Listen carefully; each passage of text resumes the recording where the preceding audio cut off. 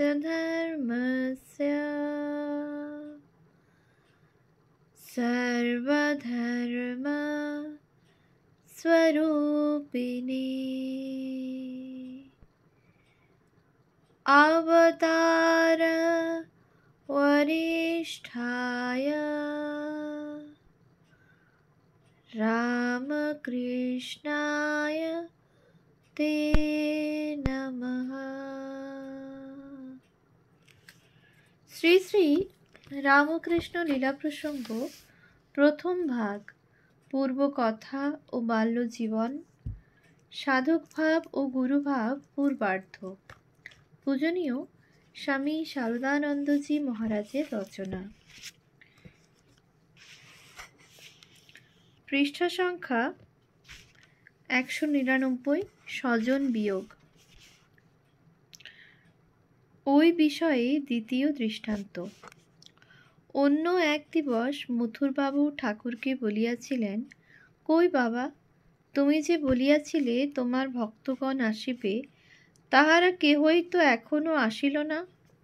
ঠাকুর তাহাতে বলিলেন, কি জানি বাবু, মা তাহাদিগকে কত দিনে আনিবেন, তাহারা সব আসিবে, একথা কিন্তু মা আমাকে স্বয়ং জানাইয়াছেন। অপর যাহা যাহা দেখাইয়াছেন, যে সকলেই তো একে একে সত্য হইয়াছে, এটি কেন সত্য হইল না কে জানে। ওই বলিয়া ঠাকুর বিষণ্ণ মনে ভাবিতে লাগিলেন, তাহার ওই দর্শনটি কি তবে ভুল হইল? মথুর তাহাকে বিষণ্ণ দেখিয়া মনে বিশেষ ব্যথা পাইলেন, ভাবিলেন ওই কথা পাড়িয়া ভালো করেন নাই। পরে বালক ভাবাপন্ন ঠাকুরকে সান্ত্বনার জন্য বলিলেন, তারা আসুক আর নাই আসুক বাবা, আমি তো তোমার চিরানুগত ভক্ত রহিয়াছি, তবে আর তোমার দর্শন সত্য হইল না কি রূপে? আমি একাই 100 ভক্তের তুল্য, তাই মা বলিয়াছিলেন অনেক ভক্ত আসিবে। ঠাকুর বলিলেন, কে জানে বাবু, তুমি যা বলছো তাই বা হবে। মথুর ওই প্রসঙ্গে আর অধিক দূর অগ্রসর না হইয়া অন্য কথা বাড়িয়া ঠাকুরকে বুলাইয়া দিলেন। মথুরের ঐরূপ নিষ্কাম ভক্তি লাভ করা আশ্চর্য নহে, ওই সম্বন্ধে শাস্ত্রীয় মত। ঠাকুরের নিরন্তর সঙ্গগুণে মথুরের মনে কত দূর ভাব পরিবর্তন উপস্থিত হইয়াছিল, তাহা আমরা গুরুভাব গ্রন্থের অনেক স্থলে পাঠককে বলিয়াছি। শাস্ত্র বলেন, মুক্ত পুরুষের সেবকেরা তদনুষ্ঠিত শুভ কর্ম সকলের ফলের অধিকারী হন। অতএব অবতার পুরুষের সেবকেরা যে বিবিধ দৈবী সম্পদের অধিকারী হইবেন, ইহাতে আর বৈচিত্র্য কি? মথুরের দেহত্যাগ।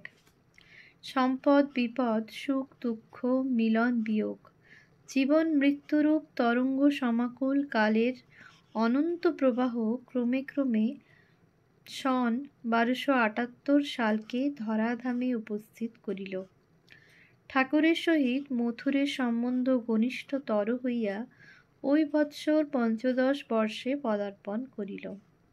বৈশাখ যাইল, জ্যৈষ্ঠ যাইল, আষাঢ়েরও অর্ধেক দিন অতীতের গর্ভে লীন হইল। এমন সময় শ্রীযুক্ত মথুর জ্বর রোগে শয্যাগত হইলেন। ক্রমশ উহা বৃদ্ধি হইয়া 7-8 দিনেই বিকারে পরিণত হইল এবং মথুরের বাকরোধ হইল। ঠাকুর পূর্ব হইতেই বুঝিয়াছিলেন, মা তাহার ভক্তকে নিজ স্নেহময় অঙ্কে গ্রহণ করিতেছেন।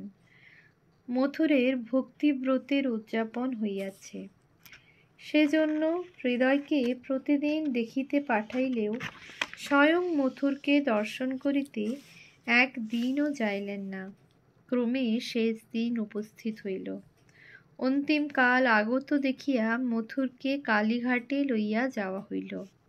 সেই দিন ঠাকুর হৃদয়কেও দেখিতে পাঠাইলেন না, কিন্তু অপরাহ্ন উপস্থিত হইলে 2-3 ঘণ্টা কাল গভীর ভাবে নিমগ্ন হইলেন এবং জ্যোতির্ময় বর্তে দিব্য শরীরে ভক্তের পার্শ্বে উপনীত হইয়া তাহাকে কৃতার্থ করিলেন। বহু পুণ্যার্জিত লোকে তাহাকে স্বয়ং আরূঢ় করাইলেন। ঠাকুরের ভাবাবেশে ওই ঘটনা দর্শন। ভাবভঙ্গে ঠাকুর হৃদয়কে নিকটে ডাকিলেন।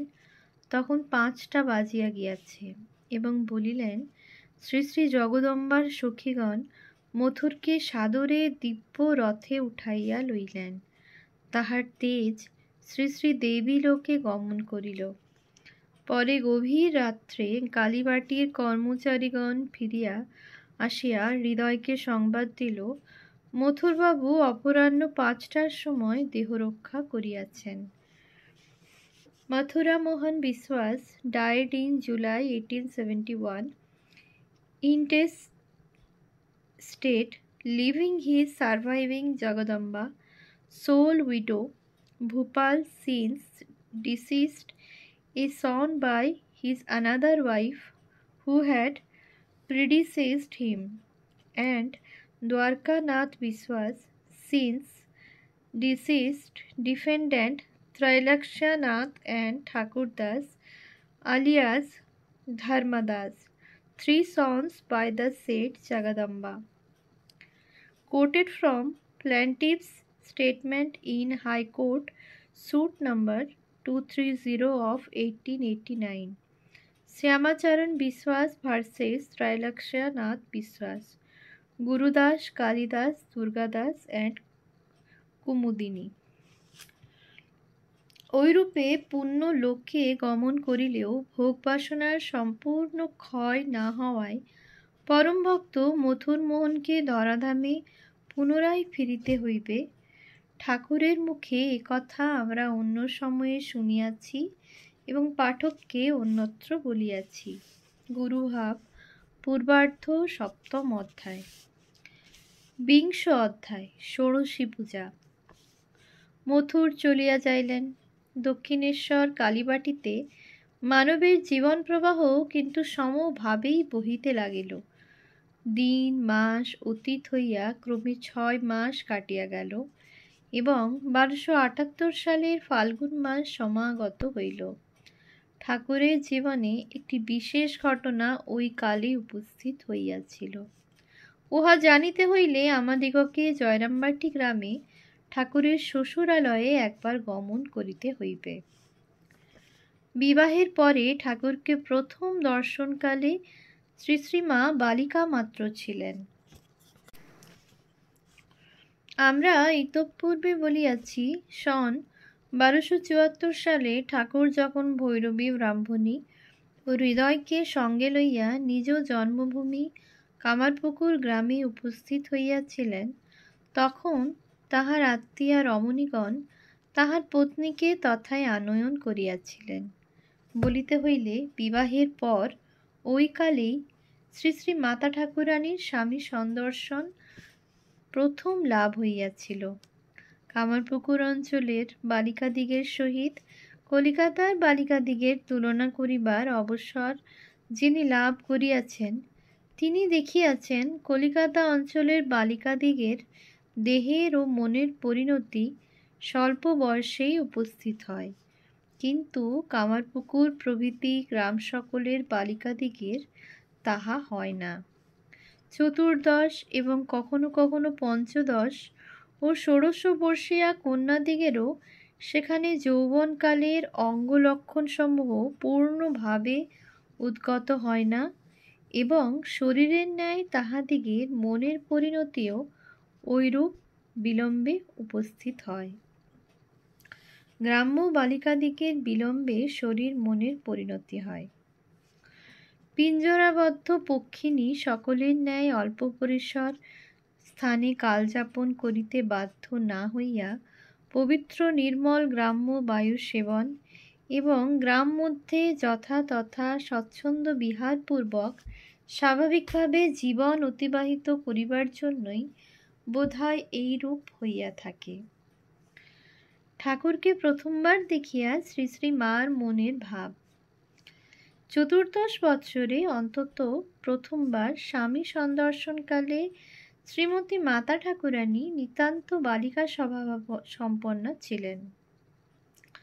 দাম্পত্য জীবনের গভীর উদ্দেশ্য এবং দায়িত্ব বোধ করিবার শক্তি তাহাতে তখন বিকাশোন্মুখ হইয়াছিল মাত্র। পবিত্রা বালিকা দেহবুদ্ধি বিরহিত ঠাকুরের দিব্য সঙ্গ এবং নিঃস্বার্থ আদর যত্ন লাভে ওইকালে অনির্বচনীয় আনন্দে উল্লাসিতা হইয়াছিলেন। ঠাকুরের স্ত্রী ভক্তদিগের নিকটে তিনি ওই উল্লাসের কথা অনেক সময় এই রূপে প্রকাশ করিয়াছেন।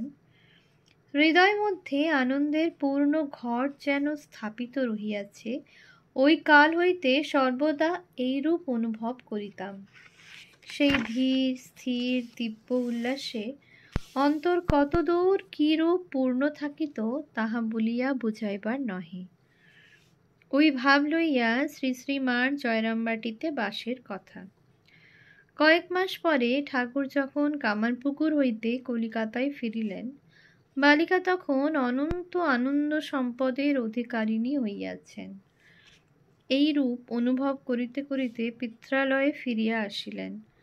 পূর্বোক্ত উল্লাসের উপলব্ধিতে তাহার চলন বলন আচরণাদি সকল চেষ্টার ভিতর এখন একটি পরিবর্তন যে উপস্থিত হইয়াছিল, একথা আমরা বেশ বুঝিতে পারি। কিন্তু সাধারণ মানব উহা দেখিতে পাইয়াছিল কিনা সন্দেহ, কারণ উহা তাহাকে চপলা না করিয়া শান্ত স্বভাবা করিয়াছিল, প্রগল্ভা না করিয়া চিন্তাশীলা করিয়াছিল, স্বার্থ দৃষ্টি নিবদ্ধা না করিয়া নিঃস্বার্থ প্রেমিকা করিয়াছিল এবং অন্তর হইতে সর্বপ্রকার অভাববোধ তিরোহিত করিয়া মানব সাধারণের দুঃখ কষ্টের সহিত অনন্ত সমবেদনা সম্পন্ন করিয়া ক্রমে তাহাকে করুণার সাক্ষাৎ প্রতিমায় পরিণত করিয়াছিল। মানসিক উল্লাস প্রভাবে অশেষ শারীরিক কষ্টকে তাহার এখন হইতে কষ্ট বলিয়া মনে হইত না এবং আত্মীয়বর্গের নিকট হইতে আদর যত্নের প্রতিদান না পাইলে মনে দুঃখ উপস্থিত হইত না। ওই রূপে সকল বিষয়ে সামান্যে সন্তুষ্টা থাকিয়া বালিকা আপনাতে আপনি ডুবিয়া তখন পিত্রালয়ে কাল কাটাইতে লাগিলেন। কিন্তু শরীর ওই স্থানে থাকিলেও তাহার মন ঠাকুরের পদানুসরণ করিয়া এখন হইতে দক্ষিণেশ্বরেই উপস্থিত ছিল। ঠাকুরকে দেখিবার এবং তাহার নিকট উপস্থিত হইবার জন্য মধ্যে মধ্যে মনে প্রবল বাসনার উদয় হইলেও তিনি উহা যত্নের সংবরণপূর্বক ধৈর্য অবলম্বন করিতেন। ভাবিতেন, প্রথম দর্শনে যিনি তাহাকে কৃপা করিয়া এত দূর ভালোবাসিয়াছেন, তিনি তাহাকে ভুলিবেন না, সময় হইলেই নিজ সকাশে ডাকিয়া লইবেন।